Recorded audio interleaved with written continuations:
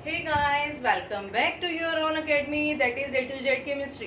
स्वागत है आप सभी का मेरे इस प्लेटफॉर्म पे, आपके अपने प्लेटफॉर्म पे जिसका नाम है A to Z केमिस्ट्री। तो गाइस, आज की जो क्लास है वो पहले से भी ज़्यादा इंपॉर्टेंट रहने वाली है, क्योंकि ये ऐसा सिलेबस है, ऐसी क्लास है आज की जो CUET में बहुत इंपॉर्टेंट रोल प्ले करेगी। क्योंकि ये ऐसा सिलेबस या किसी भी कंपटीशन एग्जाम के लिए, क्योंकि ये जो सिलेबस जो आज पार्ट करवाने जा रही हूँ ये +1 के एग्जाम से, +1 के फाइनल जो एग्जाम होते हैं बोर्ड के या क्लास के जो स्कूल के एग्जाम होते हैं, +1 के जो एग्जाम से वो कट हो चुका है, बट किसी कंपटीशन एग्जाम ने इसका पीछा नहीं छोड़ा। या वैसे ये तो गलत बात है गवर्नमेंट की, है सिलेबस तो काट देते हैं बट कंपटीशन एग्जाम में उठा के क्वेश्चन दे देते हैं। बट हम क्या करें, चलो जैसे भी है, वट हमने तो सिलेबस करना ही है। तो आज की क्लास CUET के लिए, कंपटीशन एग्जाम्स के लिए, स्पेशली NDA के बच्चों के लिए, और जो भी कोई भी किसी भी कंपटीशन एग्जाम की तैयारी कर रहा है उसमें ये पार्ट जो है, जो ये आज की क्लास है, बहुत ही इंपॉर्टेंट रहने वाली है। तो हमारी जो क्लास है केमिस्ट्री की, आज मैं केमिस्ट्री लिखना भूल गई, नहीं तो हर क्लास में सबसे पहले केमिस्ट्री लिखती हूँ। हाँ जी, तो आज की जो ये क्लास है इसमें जो टॉपिक है वो है गैस के लॉस। गैस के loss very very important for the any competition exam. किसी भी कंपटीशन एग्जाम में ये बहुत ही इंपॉर्टेंट रहता है। एक बात बताऊं, जब मैंने पहली बार जॉब स्टार्ट करी थी ना, 2014 की बात है ये, तो मेरा जो फर्स्ट इंटरव्यू मैंने फेस किया था उसमें जो पहला क्वेश्चन मेरे से पूछा गया था वो गैस लॉस से रिलेटेड पूछा गया था। इसलिए मेरे लिए ये टॉपिक बहुत ही खास बन जाता है, ठीक है, और मुझे याद रहती है ये चीज हमेशा। तो गैस के लॉस में कौन कौन से लॉस आते हैं? गैस जब भी बिहेव करती है, अभी तक इससे पहले अपन एक केमिकल कॉम्बिनेशन के लॉस किए थे। केमिकल कॉम्बिनेशन में कोई भी केमिकल कैसे कंबाइन करता है और उस पे कौन कौन से लॉस लगते हैं, वो सारी बातें आती हैं। अब आपके पास है गैस के लॉस। गैस के लॉस के अंदर आपकी क्या चीज है? सबसे पहला लॉ है मेरे पास बॉयल्स लॉ। Boyle's law. अच्छा, जो गैस के लॉस है वो तीन चीजों के आसपास घूम रहे हैं: प्रेशर, वॉल्यूम, टेम्परेचर। इन तीन चीज, कोई भी गैस है उस गैस का प्रेशर देखा जाता है, वॉल्यूम देखा जाता है, टेम्परेचर देखा जाता है। ये तीन चीजें हैं जो गैस के लॉस पे गैस को देखती हैं। अब जो बॉयल्स लॉ है, बॉयल्स नाम के साइंटिस्ट थे जिन्होंने इस लॉ को दिया था। उनके हिसाब से इन तीन में से किसी एक चीज को इन्होंने फिक्स रखा था। कोई है जो बता सकता है इस चीज को कि बॉयल्स के लॉ में इन्होंने किस चीज को फिक्स रखा था? बॉयल्स लॉ में मेन जो पॉइंट है ना, टेम्परेचर को फिक्स रख दिया था भाई। Temperature is kept constant. Temperature को अगर फिक्स रख दिया तो दो चीजें हमारे पास रह गई, प्रेशर और वॉल्यूम। तो इस बॉयल्स के हिसाब से प्रेशर ऑफ अ गैस, किसी भी गैस का जो प्रेशर है वो इनवर्सली प्रोपोर्शनल बनता है किस चीज के? वॉल्यूम ऑफ अ गैस के। वॉल्यूम ऑफ गैस के। तो इसी चीज को आप स्टेटमेंट में दे सकते हो, pressure of any gas is inversely proportional to volume of that gas. तो pressure is inversely proportional to 1/V। अब इसी चीज को अप्लाई करते हैं। मेरे पास दो गैसेस हैं, एक गैस ये रही, एक गैस ये रही। टेम्परेचर इसके अंदर कांस्टेंट है। के का जो साइन लिखती हूं मैं, इसका मतलब है कि टेम्परेचर क्या है? कांस्टेंट। अगर टेम्परेचर कांस्टेंट है तो प्रेशर, मैंने कहा ये कोई गैस है जिसका नाम है A, ये कोई गैस है जिसका नाम है B, तो PA is inversely proportional to VA, PB is inversely proportional to VB। ठीक है जी, यहाँ से डायरेक्टली प्रोपोर्शनल का या इनवर्सली प्रोपोर्शनल का आप साइन हटाओगे, ये आ जाएगा K VA, और यहाँ से क्या आ गया? PB 1/K आ गया, यहाँ से साइन हटाया VB। तो यहाँ से क्या निकला? PA VA equal to K, PB VB equal to K। तो दोनों तरफ K है, तो हमारे पास ये रिलेशनशिप निकल गया, PA VA equal to PB VB। यानी कि कोई दो गैस हैं A और B, तो उसके प्रेशर वॉल्यूम की प्रोडक्ट दूसरे के प्रेशर वॉल्यूम के प्रोडक्ट की क्या होगी? इक्वल होगी। ये था बॉयल्स लॉ। बॉयल्स लॉ में आपसे कैसे कैसे क्वेश्चन पूछे जा सकते हैं। एक तो देखो, क्वेश्चन बता रही हूँ, सबसे पहले स्टार मार्क कर लो इस बात को। हर एक पॉइंट मेरा एक क्वेश्चन देगा। टेम्परेचर कांस्टेंट किस लॉ में होता है? बॉयल्स लॉ में होता है, पहला क्वेश्चन। दूसरा रिलेशन, ये वाला स्टार मार्क कर लो कि ये रिलेशन किस में पूछा जाता है, स्टार मार्क। तीसरा रिलेशन, ये वाला स्टार मार्क कर लो। तो ये तीन रिलेशनशिप है जो बॉयल्स लॉ में क्वेश्चन आपको बना के दे सकते हैं। ठीक है जी। स्क्रीनशॉट ले लो फटाफट से, इसका रब कर रही हूं। उसके बाद देखिए सेकंड लॉ मेरा बनता है, इन तीन पे ही घूमते रहेंगे सारे के सारे लॉज। सेकंड जो आपका लॉ बनता है, सेकंड लॉ बनता है आपका चार्ल्स लॉ। चार्ल्स लॉ में आपने क्या बात कहनी है, देखिए जी सेकंड लॉ,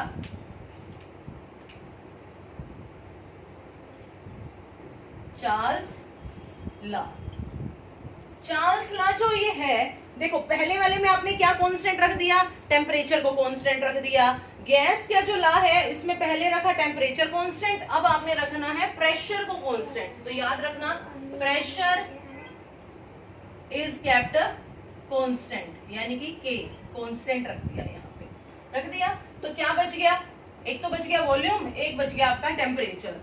तो volume of given gas is directly proportional to the temperature of a gas, उसी गैस के टेम्परेचर के डायरेक्टली प्रोपोर्शनल है। मतलब volume is directly proportional to T. तो स्टार मार्क कर लो इस चीज को, ये एक दे दिया आपका क्वेश्चन। किसने दिया था, चार्ल्स नाम के साइंटिस्ट ने दिया था, चार्ल्स का लॉ दिया था। ठीक है, फिर उसके बाद कोई दो गैसेस हैं आपके पास, गैस नंबर 1, गैस नंबर 2। ये गैस है, ये भी गैस है, ये सारे गैस के पार्टिकल्स हैं। लो जी, गैस के पार्टिकल्स हमने बना दिए। अब ये जो गैस के पार्टिकल्स हैं, अब मैंने कहा इसका जो प्रेशर है, प्रेशर तो कांस्टेंट रख दिया। लो जी, pressure constant, pressure is constant, दोनों के अंदर आपने क्या रख दिया, प्रेशर को constant. Volume is directly proportional to T1, V2 is directly proportional to T2। अब ये जो डायरेक्टली प्रोपोर्शनल का आप साइन हटाओगे, क्या आ जाएगा, K T1। यहाँ पे भी डायरेक्टली प्रोपोर्शनल का साइन हटा दो, क्या आ गया, K T2। इस चीज को इधर ले आओ, V1 अपॉन में T1 equals to K, V2 upon में T2 इक्वल्स टू K। दोनों तरफ क्या है आपके पास, दोनों तरफ अगर K है तो क्या आप इन दोनों से ये रिलेशनशिप नहीं निकाल सकते, V1 अपॉन में T1 equal to V2 upon में T2। Very very important, star mark कर लो इसको, जितने स्टार हो सके उतने लगा लो, टॉप मोस्ट इंपॉर्टेंट बनता है ये। V1 अपॉन में T1 equals to V2 upon में T2। अब इसको कैसे भी घुमा के पूछ सकता है, मान लो आपको ये दे दिया, V1 अपॉन में V2 equals to T1 upon में T2, ये चीज इधर ले आई, ये चीज इधर ले आई, क्या ये भी ठीक है। तो ऐसे आपको चार ऑप्शन दे देगा, अलग अलग से ऑप्शन आपको दे दिए जाएंगे, पूछे which one is correct according to Charles law. Charles law के हिसाब से कौन सा ठीक है, कौन सा गलत है, तो इनको रिवर्स इधर उधर ले जाया जा सकता है, उस अकॉर्डिंग आप देख लेना। एक तो बन गया ये रिलेशनशिप स्टार मार्क पे, एक बन गया आपके पास चार्ल्स लॉ किसने दिया था, दूसरा ये रिलेशनशिप, और तीसरी बात कि यहाँ से ये चीजें भी पूछी जा सकती हैं।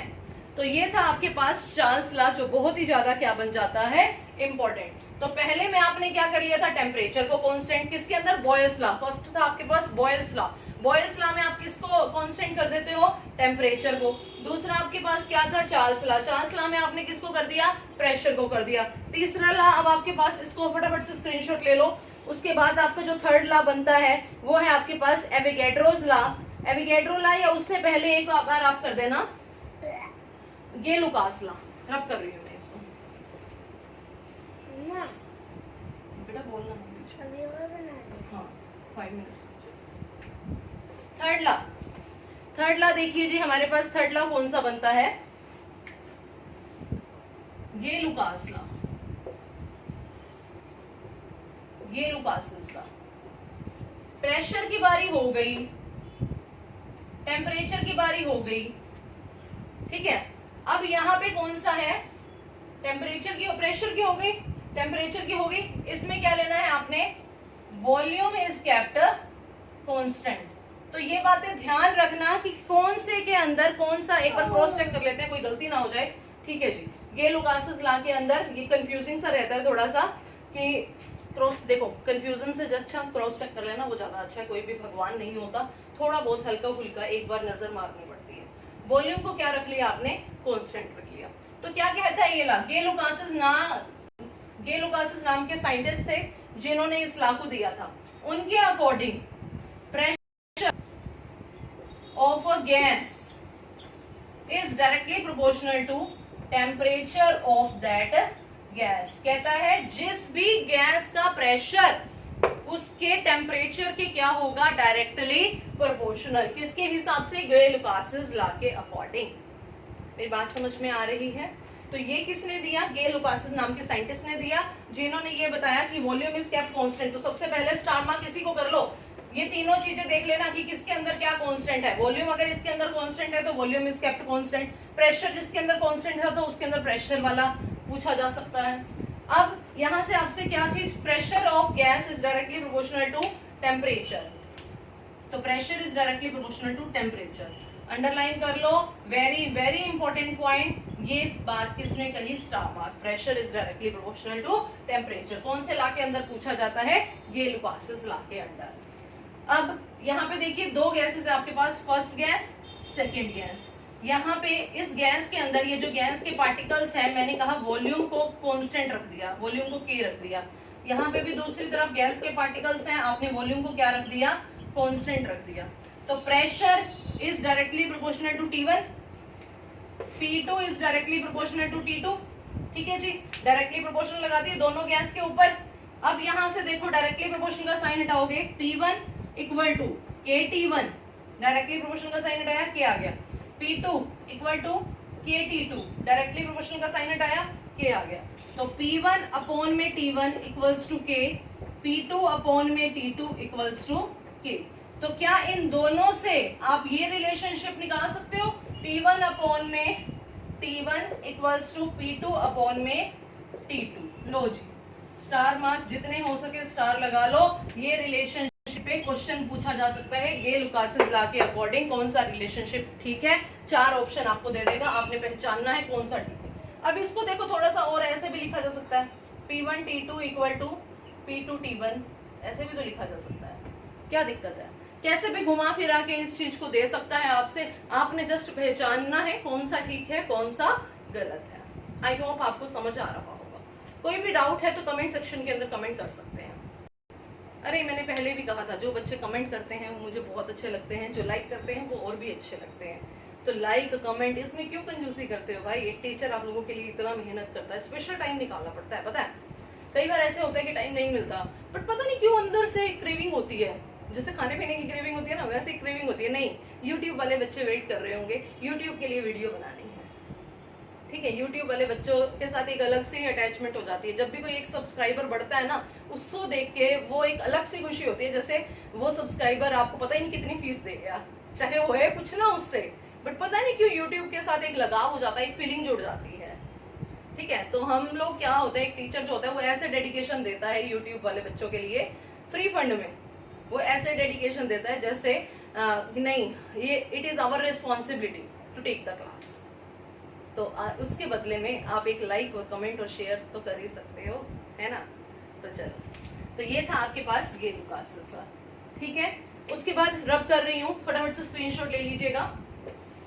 गेल-लुकासेस लॉ, उसके बाद है आपके पास फोर्थ लॉ।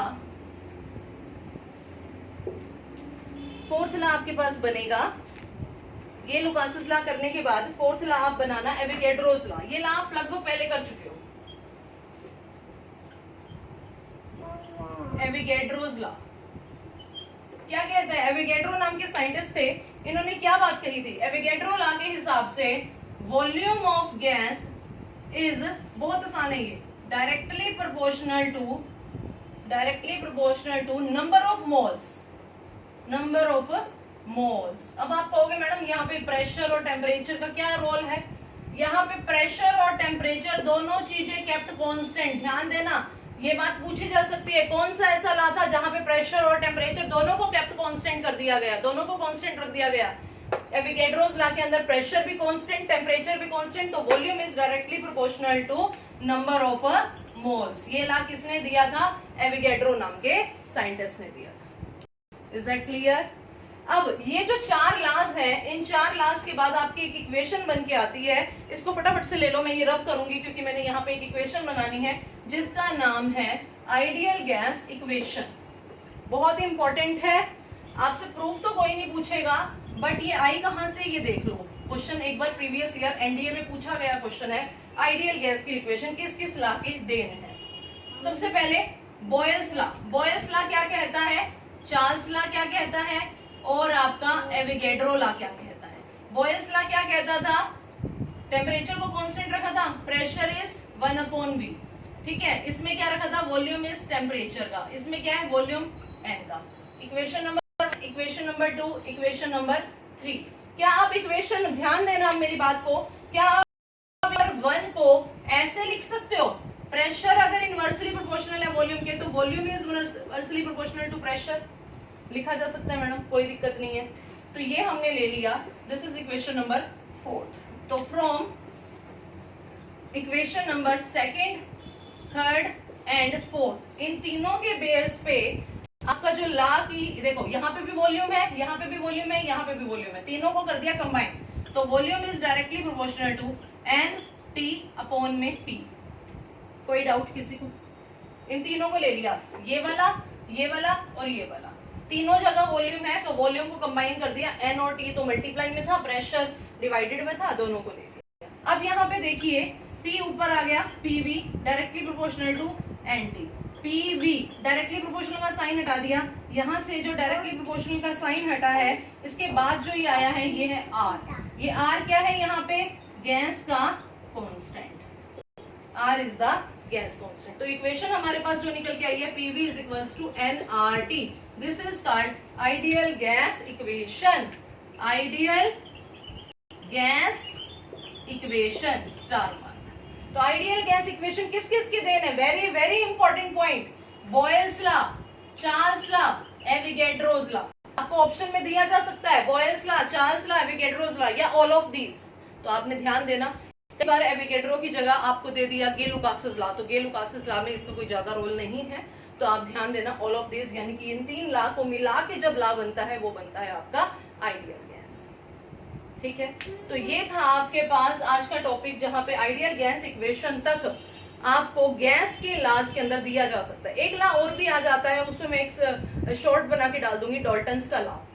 डाल्टन का लॉ पार्शियल प्रेशर दिया जाता है, वो इससे थोड़ा सा अलग है, उस पर एक शॉर्ट बना के डाल दूंगी, उसको देख लेना आप लोग। तो ये थे मेन लॉज जिसके बेस पे एक क्वेश्चन आपके प्रीवियस ईयर में देखे गए हैं और आने वाले कंपटीशन एग्जाम में ये बहुत ही इंपॉर्टेंट है from examination point of view. साथ में न्यूमेरिकल भी देके जाता है। ये जितने भी हमने फॉर्मूलाज बनाए हैं, फॉर्मूलाज न्यूमेरिकल के बेस पे या फॉर्मूला प्रीवियस ईयर में एग्जैक्ट उठा के पूछे गए हैं कि कौन सा फॉर्मूला किस लॉ से निकाला जाता है।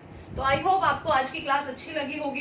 कमेंट सेक्शन के अंदर कमेंट करके जरूर बताइएगा कैसी लगी, कैसा लग रहा है आपको केमिस्ट्री पढ़ना।